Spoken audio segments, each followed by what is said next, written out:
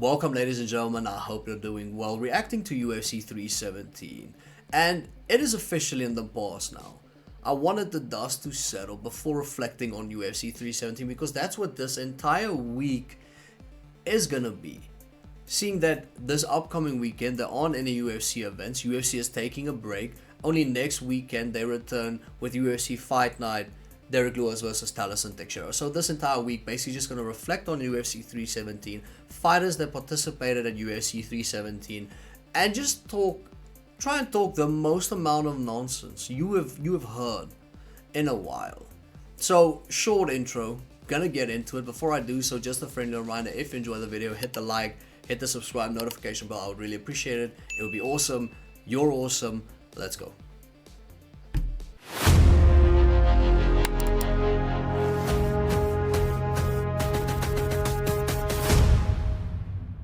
Now, I made it abundantly clear that they could have put Steven Seagal on the main card of this event and it would still slap ass. I made it abundantly clear that I would neglect every single responsibility I have to watch this event. And as advertised, as expected, this event was Martin Scorsese-like cinema. It was incredible. It started on the prelims and it just went all the way through. We saw in the prelims, Terrence McKinney get his first round submission win. Incredible win for Terrence McKinney. Then we saw Hydra Mill, a guy who has never professionally lost a fight, get knocked out in less than 30 seconds. Immediately stands up and starts protesting. Now, luckily this fight wasn't in Florida. And on that note, is that a real thing? I saw that you are allowed to drive over protesters in the streets if you're in Florida. If anyone can verify this, I would appreciate it. So they have officially turned Florida into a GTA server. It is official now. Could you imagine this fight was in Florida? Hydra Mills stands up to protest his knockout, and then someone from the bleachers with an ice cream van tries to run over him. Because Florida is renowned for some wild things, some insane things, and they have a reputation to uphold. They saw that for the last couple of months nothing has happened. Listen guys, we're making it, you're allowed to run over protesters right now in the streets, so have fun. And I would imagine as soon as that law got passed, if it is in fact the case, a lot of men that aren't probably sane said, listen boss, I'm not feeling great. I have to take this week off. You know what I'm saying? I maybe have a flu. I'm just gonna chill at home. And then the next day gets rung up by his mate. Like, hey, what are you doing? I'm just chilling in my car. I just want to make sure that, we have safe streets. Want to make sure that I do my due diligence, or keep the streets safe. Oh, there's one, and then just hangs up and is full blast. So you can purge now in Florida within the confines of, they said, listen, we'll have you have fun, but within the confines of what we,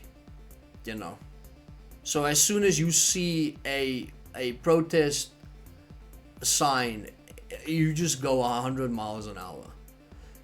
If anybody could verify, I would appreciate that. And then next we saw Gregory Rodriguez. We saw RoboCop knock out Jack Hermanson, a fight that I honestly thought could have been on the main card. And yeah, listen, watching Gregory Rodriguez fight would be like watching an American football team only throw Hail Marys.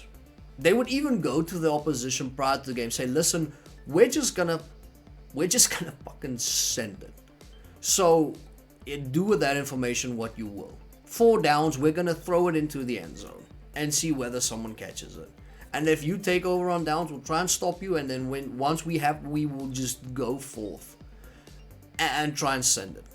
Because that's Gregory Rodriguez and that's how he fights. He either wins via brutal, aggravated assault, ungodly knockout, or he loses via brutal, aggravated assault, ungodly knockout.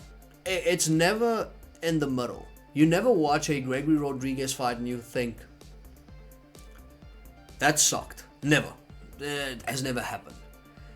And the UFC was smart with the way that they made this event. The way that they had certain fights at certain moments. Because in the middle of those 3 fights, they just went ahead and put Tracy Cortez in there. Because you could schedule these fights.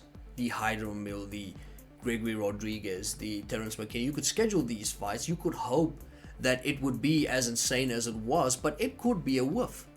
And then you basically get left with fans that are obviously displeased with how things went, and then they see Tracy Cortez, and then I was mad, but for some reason I cannot remember why. The UFC if the UFC could have Tracy Cortez as a ring girl, they would have probably tried it. For those 3 fights, just have Tracy Cortez walk around the octagon. And then the casual fans will be like, listen, great event. Massive success. Now, if you watch women's mixed martial arts, for the, how do I say this? For the aesthetic appeal, that's fine. You do you. It is odd because obviously we watch women try and knock out one another violently. It is fine. Because I know for a fact, if I started watching UFC in 2010 or 11 or 8 or whatever, I would have been locked in as soon as Gina Carano fought. And an earthquake wouldn't have been able to get me out of my seat if Gina fought. So I understand the whole, the whole appeal of the women's fights. But yeah, I just don't necessarily watch it for the same reason, if that makes sense. But then anyway, so then Tracy Cortez was on the card as well, and then we had men applaud, and we went to the main card. We saw Peyton Talbot versus Felipe Lima, a somewhat good fight where we saw striking, we saw takedowns.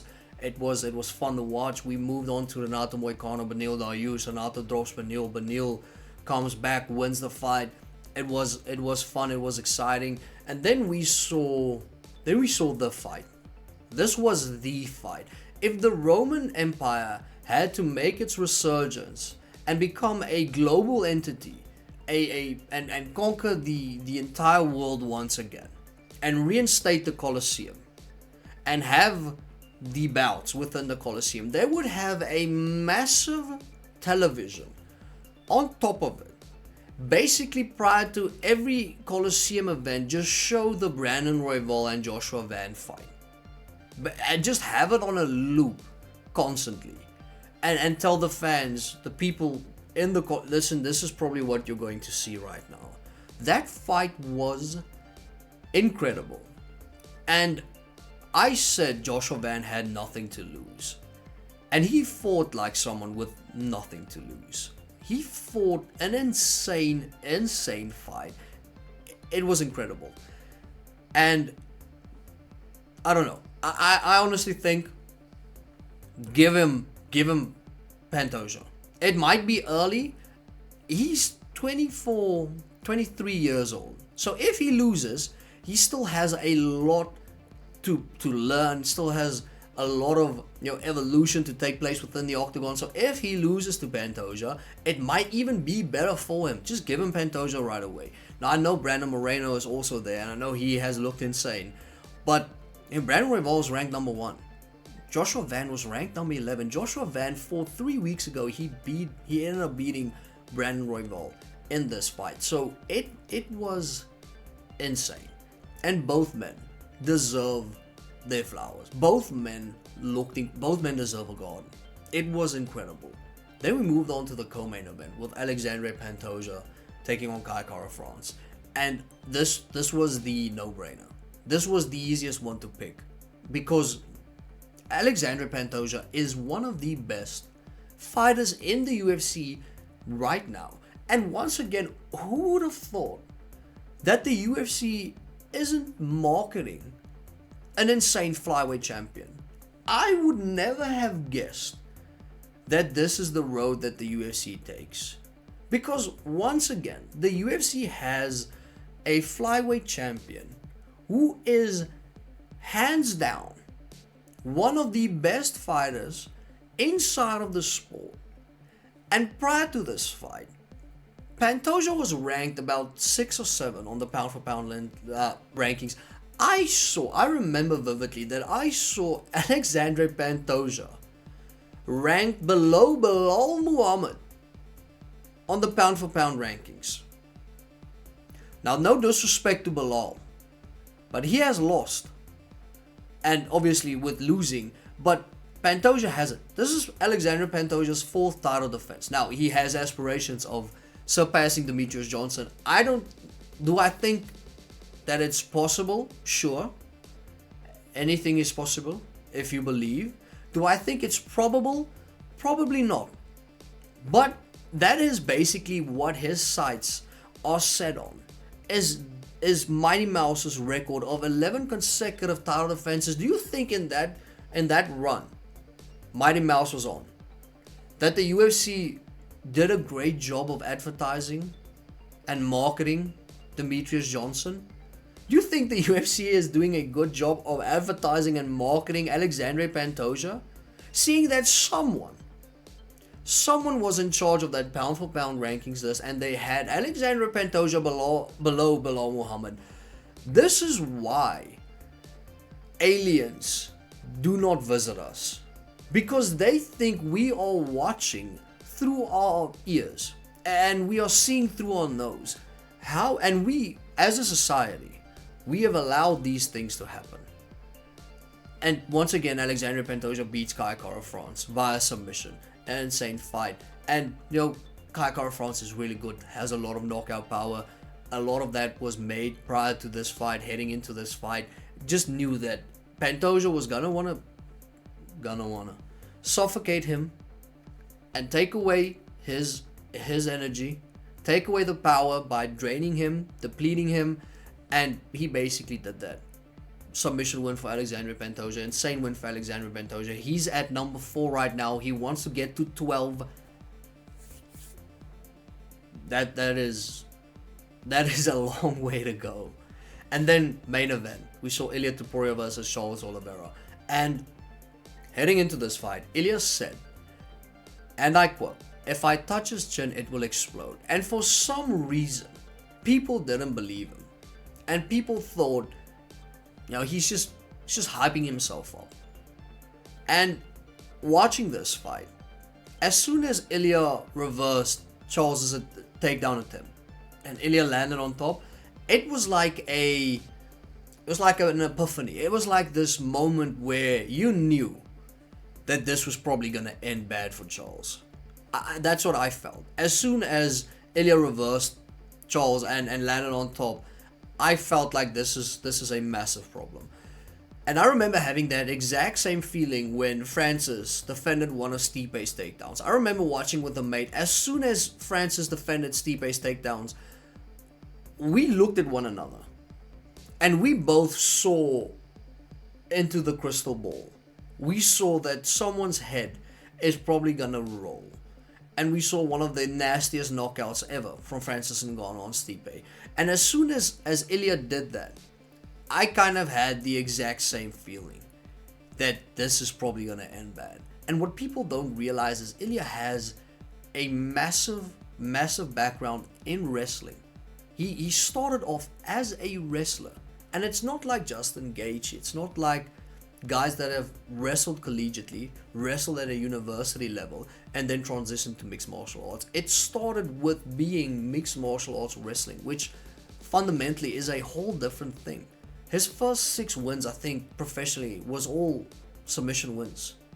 So Ilya was basically that guy, that wrestler dominant guy who basically took you down, wanted to submit you. And he transitioned into this guy who basically sends people to go find Alice in Wonderland. He sends them on a journey. And fortunately or unfortunately, depending on who you rooted for, he did the same to Charles Oliveira. He knocked Charles out clean. And he said he was going to knock him out clean. And for some reason, we still don't really believe him. Because everything that he has done has been insane. Never been done before. And he's doing it. And he's doing it to people's favorite fighters. And that's why I think people dislike him. Because he is sending your favorite fighter on an adventure to go find Alice. On a spiritual journey. To see what the chocolate factory is like. And yeah, that is probably why. And I remember I saw it in the post-fight press conference where they asked Ilya if Volk had to try for a third time. He said, let's not do that to Volk. And I think he meant that as sincerely as possible. Because he knows, and we know, with all due respect to Alexander Volkanovski, if Volk had to move up to lightweight for the third time and try and beat Ilya, Volk might be cooking permanently after that. So let's leave Volk at featherweight. We enjoy watching Volk dominate at featherweight, so let's have Volk dominate at featherweight. And then we could all just die one day knowing that we found peace. Alright, let's leave Volk there. We leave Ilya at where he is and basically just have him fight whoever he wants. And now the question probably is, who should Ilya fight next? Should it be Paddy Pimblett? Should it be Arman Tsarukyan? Should he wait to see what happens between Islam and JDM? And if Islam wins, move up to fight Islam at welterweight? Or if JDM wins, vacate the belt once again and move up to, well, I don't know. We might end up seeing Ilya the years 2030. Right, 2030, Ilya Tuporia is now the super heavyweight champion of the UFC. A division that got introduced in 2029, and then Ilya Tuporia is now the super heavyweight champion. He might just continuously move up, but I don't think he's gonna.